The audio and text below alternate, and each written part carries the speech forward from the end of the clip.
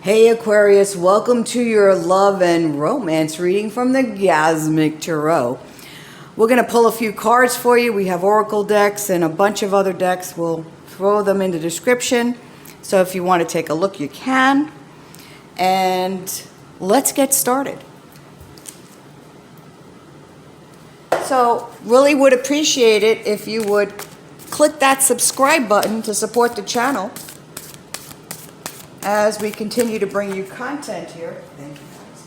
So I'm already connected to my guides, and I have a few of your guides coming in. Some of them are funny, some of them scream. They're trying to get your attention. So we try to make sure that the messages that come across resonate to the people that are connecting to the video. I'm going to pull one of these chakra cards. I just love look at the covers of those. And we'll explain what that means in a minute. That first card is from the Sacred Self-Care deck. Thanks, guys. I'm going to pull a romance card from the Dorian Virtue Angel Love and Romance deck. Thanks, guys. And then I'm going to pull some of these, the typical tarot for you. Okay, Spirit. Somebody's already coming in and they're yelling at me. Somebody has some messages for you about your current relationship, so that should see what happens. Somebody doesn't like this person.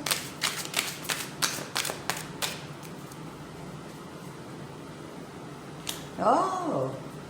Okay, they don't like the way you're being treated.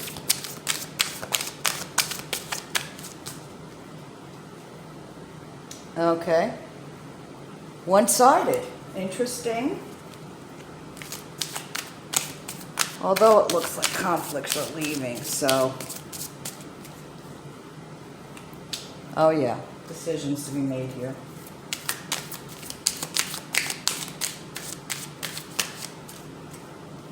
I also see balance. What else am I getting? Somebody's guide is very funny. They're cracking jokes. Sounds like an old man with a cigar in his mouth. That's interesting. Okay. All right. As we connect to the greater good for Aquarius, for monthly love. Okay. All right. Some of you may be dealing with a fire sign. So Aries, Leo, Sag. This is the King of Wands, the King of Rods. For those of you who are already in partnerships, it's as if this person, you guys are pushing each other to excel in your personal achievements in addition to the relationship itself. A little tough sometimes, but it's not anything that is toxic. It's just pushing each other to play on each other's strengths and also bring out the best in each other for growth. If you're single, some of you out there that are looking for love, you certainly have a lot of lofty ideals on what your ideal partner should have in his basket, so to speak, or her basket. So I'm going to give you the homework, which is, if you really want to call in your soulmate, guys, for your singles, you need to write a list. This is 101, okay? Write a list, make it all positive. So if you didn't want somebody who was a stinky drunk, you'd say, oh, I'd love to be with a partner that drinks once a week, or whatever it is. I mean, you see, has clean lungs if you don't want a smoker. You get the picture. And honey, I will not call you a picky bitch if you have 200 items on your list. Create your list. And then prioritize it based on what's most important to you. And then take it, fold it up, and put it in the closet. Because the universe doesn't want to hear, are we there yet? Are we there yet? Yeah, okay. You don't want to squash bringing in your soulmate. That's one way to do it. The most important thing is after you write your list, now you want to be the matching god or goddess for this deliciousness that you've just created and is out in the ethers. Work on you. Okay? I'm just going to say that once. Well, for the fun, maybe 200 more times eventually. But So for those of you, this is the Six of Swords. I do see for existing relationships that conflicts are ending. They're leaving them behind. So for some of you, for most of you, I'm getting, you might have had some small little blips in your relationship. And, you know, relationships are all about the up and down. And everything can't be 1,000 times, 100,000 times or percent great all the time. You're going to have your blips, your challenges. And you're working those out and leaving them behind. For a few of you, I'm hearing you've walked away from somebody who you've been up and down with for years, and you're taking a break. More on that one in a future reading. Okay, so we have the Seven of Coins here. These are potentials, existing relationships I'm getting from Spirit. You put in the work and you're succeeding in this relationship. It's going to the next level. For those of you who are already in a committed relationship, or let's say you're already married, it's solidifying that partnership as you play on each other's strengths. For singles, though, we see friendships turning into romance for some of you, which is quite nice. And yeah, here are the lovers. The lovers card here. So that's balance in your existing relationships. That's the support that you need to grow as individuals, in addition to growing together as a couple. For singles, it looks like you have some choices in front of you. So some of you, I'm getting this horse reference. Some of you have another stallion in the corral before you're letting the current stallion go, and you got to make a choice. Okay.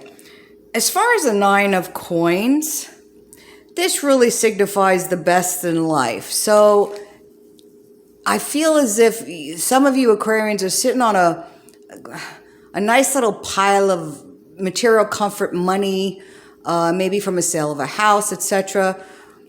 And you've experienced this material comfort. And relationships, though, for existing people, Aquarians that are in existing relationships, it really refers to that whole bearing fruit in the relationship based on individual achievement and as you come together and utilize your strengths together. For singles, you have the opportunity to bring and call in love, new love, if you want to. I feel like you guys want to dip your toe in the water. That's what the message I'm getting. I'm seeing a little toe dipping here, but you're unsure whether or not it's going to be worth it. You're kind of content where you are on your little pile of cash. So what I do see for existing in the Two of Cups here as a final outcome for the month, that you are creating a team, and you're finding more opportunities of partnership this month for existing people in existing relationships. And for singles, oh honey, you are attracting love if you want it. Make up your darn mind. I'm getting that wasn't me that said that. Sorry, I'm getting expletives in my for some of the people that are coming in. I feel as if there's distraction here for some of you that are trying to call in love. And let's see if these cards don't shed some light on that. Okay, so the first card about self-care is movement. I know we're in a current health crisis, and some of you are more inside than out. Get off your butt and get moving, okay? If you do yoga, that's great. Some of us aren't that flexy. So take a walk in nature. Get out of the house, kids. It's time to move that energy around. Because you're isolating yourself. Okay, so some of you, especially the ones that don't want to, that are worried about dipping their toe in the water, I'm getting the isolation card. This is a chakra card. It actually impacts the throat chakra. That's the turquoise here. And I keep getting the message of spirit, get out of the house, stop self-isolating. I know that there's some challenges today, but there are ways to still socialize. Please do it. Okay, and for the romance card, we see children, and we have your love life is being affected by children. All right, we understand that there's things going on, and children are underfoot a little bit more than we would normally have them underfoot. They're beautiful beings. They're growing. They're nurtured. We also have to nurture ourselves.